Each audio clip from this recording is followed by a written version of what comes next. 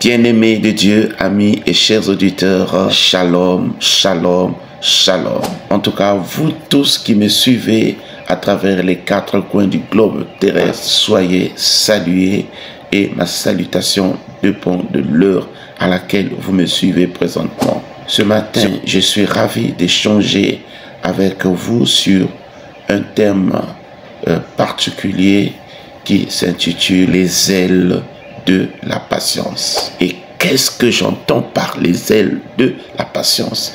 Très bonne question. Les ailes de la patience évoquent souvent l'idée que la patience peut transcender les difficultés et de nous permettre de nous élever au-dessus des défis. Les ailes de la patience nous permettent de naviguer à travers les défis et de nous rapprocher de nos objectifs avec détermination et espoir. Et nous pouvons en identifier plusieurs. Mais dans la leçon du jour, nous allons parler de deux ailes qui nous permettent d'atteindre nos objectifs. Quelles sont ces deux ailes de la patience qui nous permettent d'atteindre nos objectifs?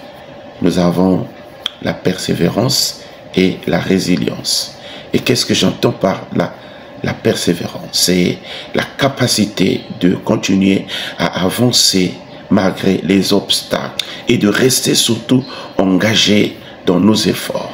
Et par contre, la résilience, c'est la capacité de rebondir après les échecs, ce qui nous aide, n'est-ce pas, à rester motivés et à ajuster notre approche si nécessaire. Bien-aimés de Dieu, amis et chers auditeurs, dans ce contexte, lorsque nous nous référons à la parole de Dieu, nous pouvons parler d'un personnage important qui s'appelait Job. Job figure parmi les personnages de la Bible qui reflètent mieux les deux qualités que Job a fait face à d'énormes épreuves, y compris la perte de sa famille, de sa richesse et de sa santé.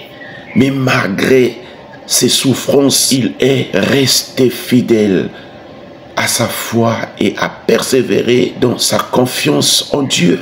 Et la résilience, c'est Job se manifeste dans sa capacité à surmonter les défis tout en restant intègre ou fidèle à Dieu. Bien-aimés de Dieu, amis et chers auditeurs, lorsque nous sommes portés par les ailes de la patience, à savoir la persévérance et la résilience, nous serons capables à surmonter les difficultés dans notre vie. Alors, en ce moment-là, nous pouvons atteindre nos objectifs. À l'instar de Job, malgré sa souffrance, Job est resté fidèle à Dieu.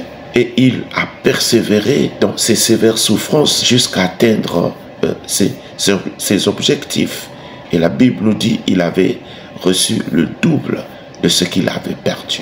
Donc, c'est pour autant dire, beaucoup de gens aujourd'hui n'arrivent pas à atteindre leurs objectifs parce qu'ils ne sont pas portés par les ailes de la patience, parce qu'il manque, j'allais dire plutôt, les qualités telles que la persévérance et la résilience. Or, ce sont ces qualités-là qui peuvent aider une personne à atteindre ses objectifs. Et en dehors de Job, nous pouvons parler également de David. David, on le cherchait à le tuer par le roi Saoul. Mais David, prenant la fuite, il a persévéré. Tout en faisant confiance à Dieu, il a pu atteindre ses objectifs jusqu'à un jour où il sera élevé au rang du roi en Israël.